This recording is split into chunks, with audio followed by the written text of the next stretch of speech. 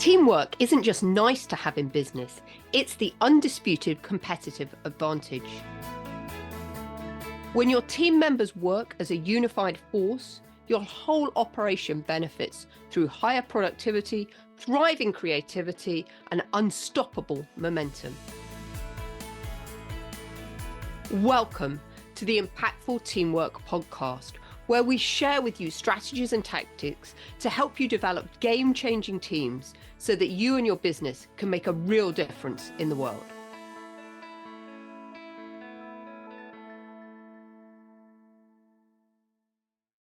Some lessons learned from my recent holiday in Greece. That is going to be the topic of this week's Impactful Teamwork podcast episode, because I have just come back from an amazing week of sailing in the Greek islands, and it was really magical. It was super hot, over 40 degrees on some days, but it was a great opportunity to rest and relax and recuperate and refocus on the business. But what always amazes me is I can never take the lens of leadership away. And there were so many lessons that I learned whilst I was sailing around the Greek islands about leadership. So I thought today that would be a really apt topic for us to talk about, because opportunities for us to learn and develop are everywhere. And as I said, I experienced 6 or 7, I'm probably going to share with you, leadership lessons whilst I was away on holiday. And I think if we're just always open to it, we can always be continually learning and continually improving by watching what is happening in the environment around us and how other people act and react to situations. So super powerful. So I really hope you enjoyed this episode. It was an absolute blast recording this, and importantly, actually going on my holiday and experiencing this, even though sometimes some of the lessons were quite hard to take. So let me start off with the first lesson that I took away from my holiday, which is about the power of sharing leadership. Now, many of you will know that's a topic that I'm really passionate about, because that I believe that in today's environment, one leader can't know everything. The old days of the industrial era, when you had a factory owner and they knew everything about the factory and everything about the production plant and everything that went on, those days are just gone. And the advent of the internet and Mr. Google now means that everybody can potentially know anything that they want to know. Leaders in the old days maybe had the upper hand because they had the knowledge. Nowadays, that's no longer the case. So this is why I'm such a big advocate for shared leadership, because there's no way one leader can know everything. And this was really made apparent to me, actually, the first time we went sailing, but I noticed it again on this particular sailing trip. So this was the third time that I had actually been sailing with my partner. And I hadn't been sailing until a couple of years ago. So this is a pretty new activity for me. But I've always loved the water. I've always loved being out in nature. So it's a really great holiday for me to be out on the water. But when my partner decided that they were going to get a day skipper license so that we could actually go out on a boat, they obviously did a number of exams and navigation exams, and some of those they did here in the UK. But then they needed to do the practical component. And my partner, not wanting to go in the kind of end of the winter to the cold Yorkshire coast or Scottish coast to do his actual practical session, decided to go to Greece. And that particular week, I didn't actually have a lot on. So I rather foolishly said, maybe I'll just come along, thinking that he would go out on the boat each day and come back every night, and I'd just be at some nice hotel chilling out by the pool for a week. What a big mistake that was, because actually what happened was I actually ended up going on the boat, doing all the training with my partner and a couple of other people that were doing their exams. And I actually ended up achieving my competent crew certificate for the boat. Wasn't what I had planned. With hindsight, was absolutely the most amazing thing that happened, because 6 months after the training, we went out on our first ever flotilla trip, and I'll explain a bit about that in a moment. But thinking back to it, if I had never been on a boat before and didn't know anything about how it operated and what I needed to do as a crew member, I would have felt massively out of my depth, not very safe and not very secure, particularly with a boat captain, aka a leader, my partner, who was a novice. So for me, going out on that first trip, having actually done the training, a whole week's intensive training on how to put up the sails, take them down, tie off the knots and the lines on the boat, prepare the boat for sailing, all these different tasks I needed to do. If I didn't know any of that, I think I would have felt really out of my depth on that first occasion. But also, more importantly, it would have put so much more pressure on my partner as the boat captain to have to know everything. So that was the power that I learned of shared leadership. If the other person doesn't need to know everything, but they have a different perspective on it. So I was looking at our trip probably a bit more through the lens of safety and security and systems and processes. What did I need to do in order to make the boat safe and secure for us to be on and ready for sailing? Whereas he was more focused on the navigation and how to get us safely from A to B. So a massive power of people being able to share the leadership. And that just became very prevalent. And what's been interesting is, as I said, now this was our third trip, is now my leadership skills have improved. My knowledge has improved. I feel more confident. He's now more confident. And it's interesting that we're on the boat. We generally feel a lot safer. I'm not worried. In the early days, I was worried we were going to capsize the Beneteau 323 that we were sailing. And it's pretty impossible to do that. But the reason that I was concerned about that was my only other experience really of being on sailing boats had been a dinghy holiday. And I had learned on a Nielsen resort how to do dinghy sailing. And the first time I ever went on a boat with my partner was on one of these dinghies. And he said, I'm an expert, I can sail these dinghies. And we went out, it was quite windy, and he capsized the boat 3 times and dropped me in the water. And so it's really interesting how beliefs are shaped very quickly. So I have immediately formed this belief that it wasn't safe to be in a boat with my partner, that he was going to capsize. And I was quite anxious. So, of course, the first time we went out sailing by ourselves, I had that belief and that worry and that concern and that anxiety because of what had happened previously. What I didn't know was, as I said at this point, that these Beneteau 323 boats that we're on, they're pretty unsinkable, right? It's pretty difficult to capsize them. And I now understand how easy it is to capsize a dinghy versus one of these boats that we were on. But really fascinating is another leadership lesson there about the power of beliefs and experiences. And once something's happened to us once, how we think that is going to happen in all the other times that we experience a similar type situation. So that was what was going on for me. And as I said, now we've been on the boat, we've done 3 different boating trips.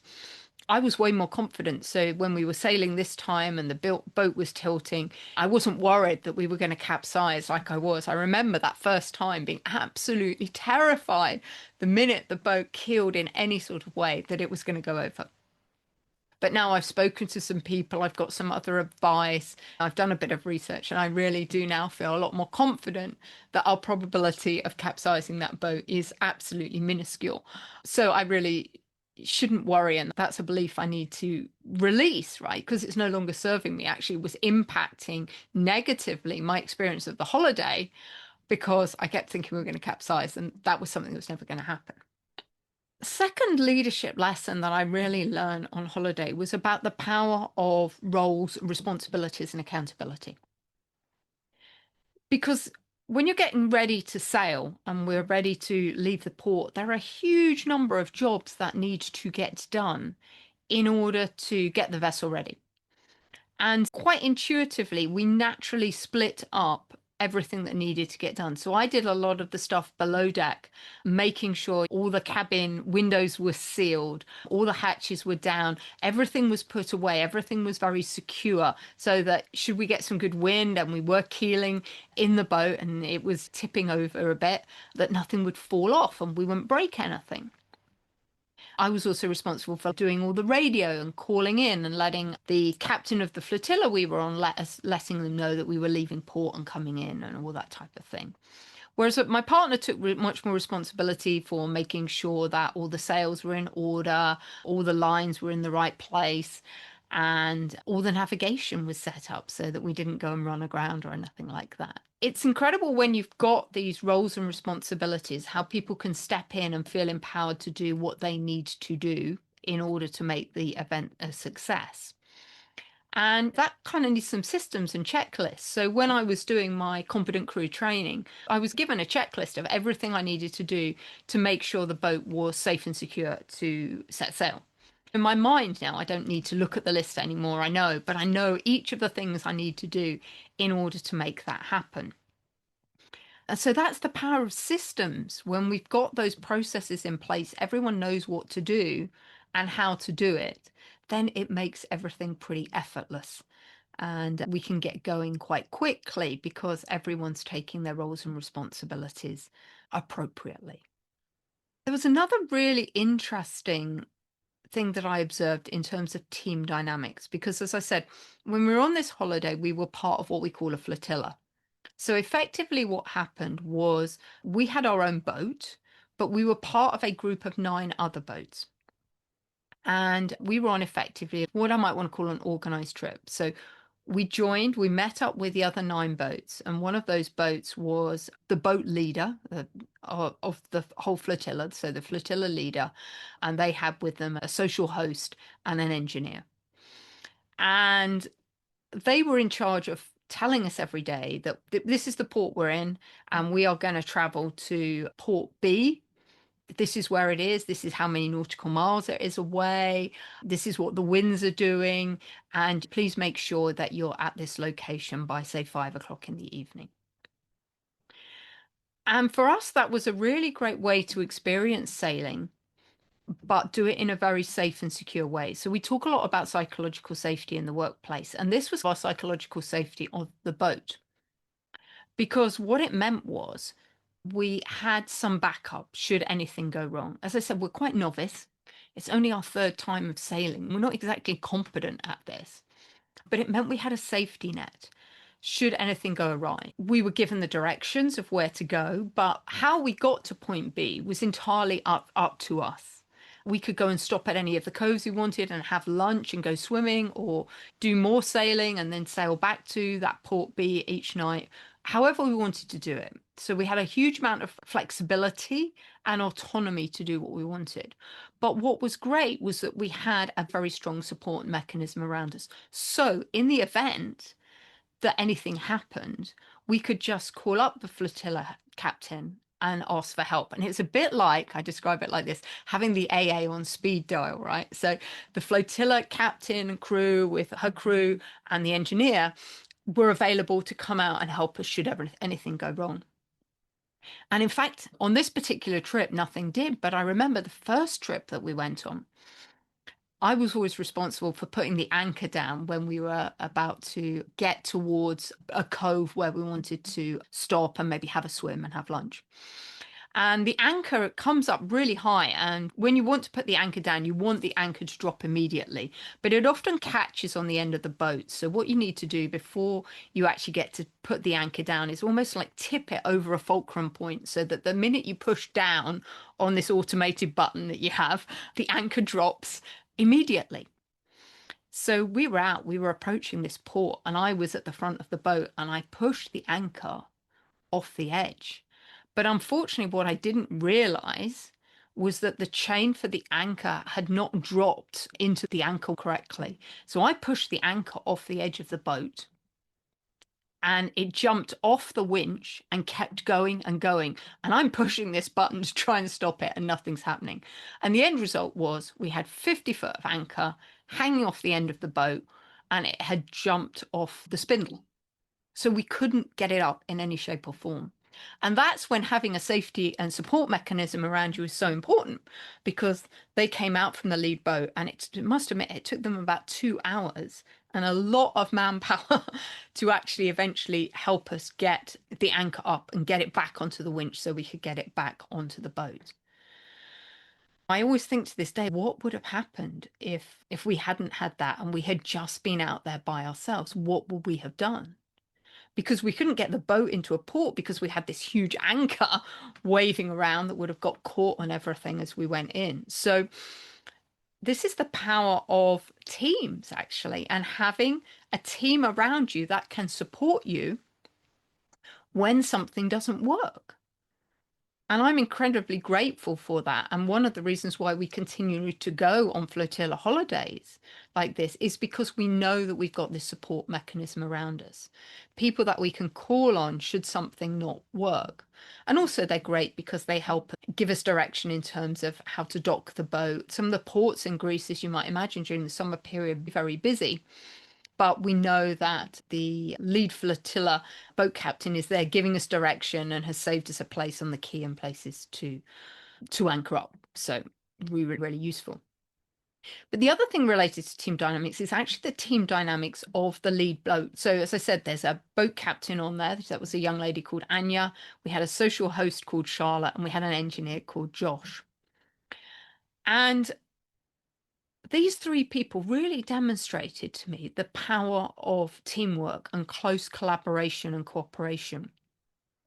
Because what you've got to remember is that these three people are working and living together in the confines of a small boat 24/7 all summer. So getting the dynamics of that team is super, super important. And it was interesting, Charlotte shared with me, she said that they had gone through a number of different iterations of combinations of people until they had managed to get this right combination of Charlotte, Josh, and Anya working together, who worked effectively and seamlessly together. Because as you can imagine, working in those small confines, if somebody doesn't get on with somebody else and the team dynamics are out of sync, then that is catastrophic for everybody, not only for the physical operation of the team, but also for the impact that has on everyone else on the rest of the flotilla would be impacted by the poor dynamics of that team. One of the other big learning lessons for me from this vacation was about the power of planning. Proper planning prevents poor performance. Some phrase you might have heard a number of times, but it really did. And what I realized was that there were a few areas where the power of planning was so important. And the first was obviously in setting up the boat to make sure that we had everything we needed. And we had a big long checklist to make sure we got everything. But also it was in when we wanted to tack when we were sailing. My partner tended to go, "Jules, we're just going to change direction now." And I was going, whoa, what does that mean? What do I need to do? And actually, when we started breaking it down and we're like, okay, what the first job we're going to do is we're going to bring in the mainsail. And the second job we're going to do is we're going to bring in the jib. And this is how we're going to do it. And actually, when we talked that through and we knew exactly what was going to happen, then when we went to actually execute, we were way more successful because we were both absolutely clear on what was going to happen. And it made me think how often in business, where we're quite quick to jump in and do something without actually planning what needs to happen effectively.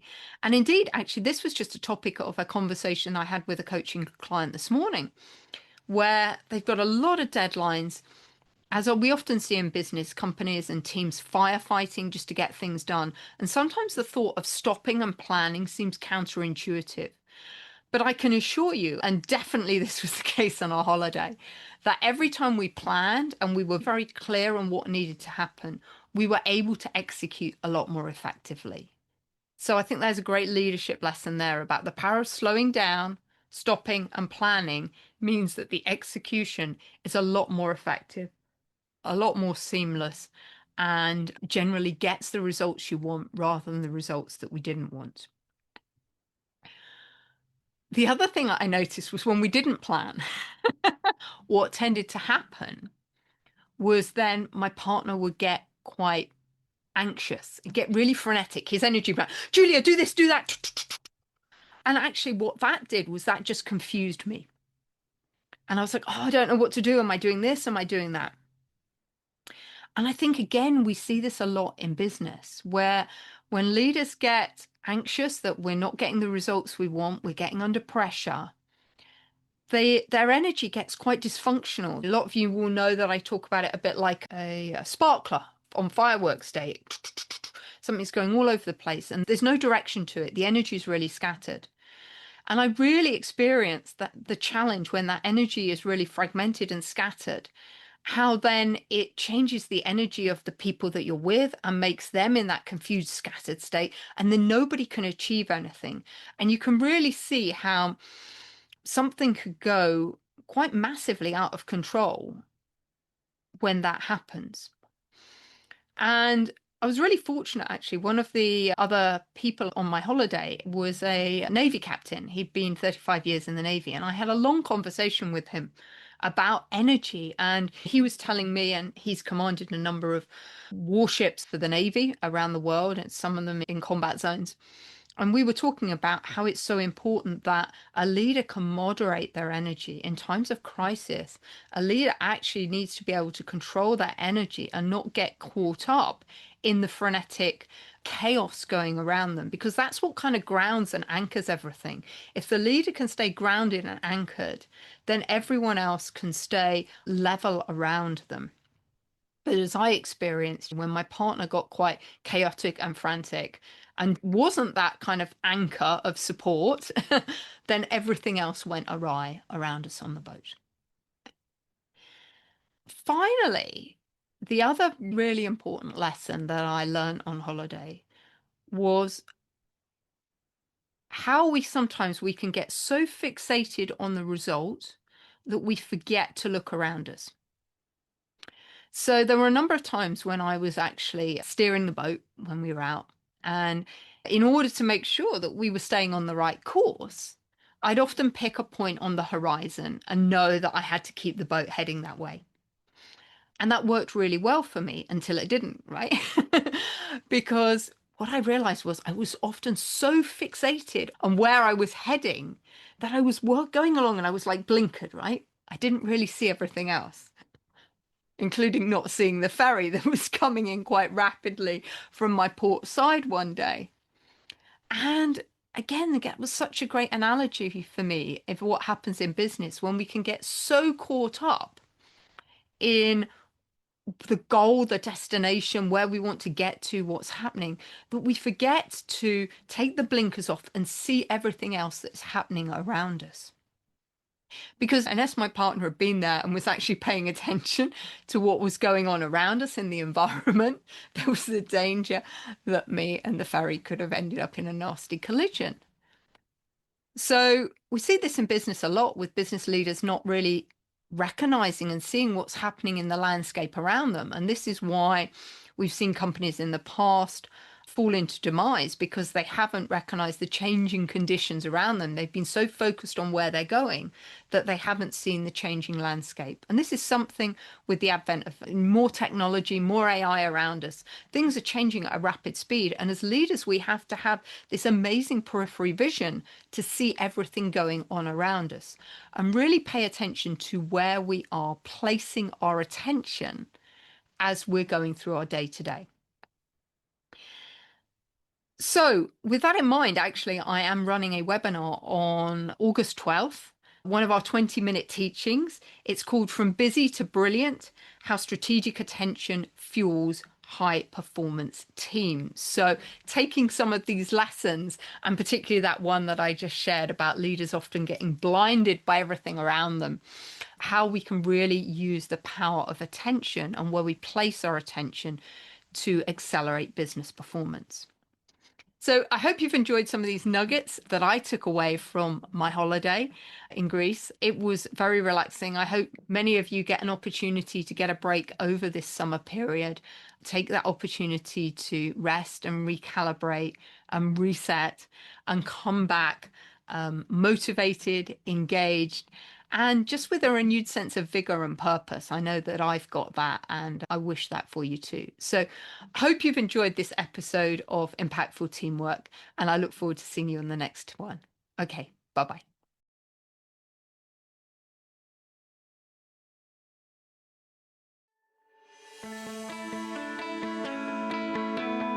Thanks for listening to the Impactful Teamwork podcast. Please stay tuned for future episodes and do subscribe wherever you get your podcasts. If you've enjoyed this episode, please leave a rating on your favourite platform. Recommendations are essential for attracting new listeners. Please follow us on social media at Julia Felton and at Business Horsepower. And if there are any topics you'd like us to cover on future episodes, please do let me know. Remember, you and your team are always making an impact.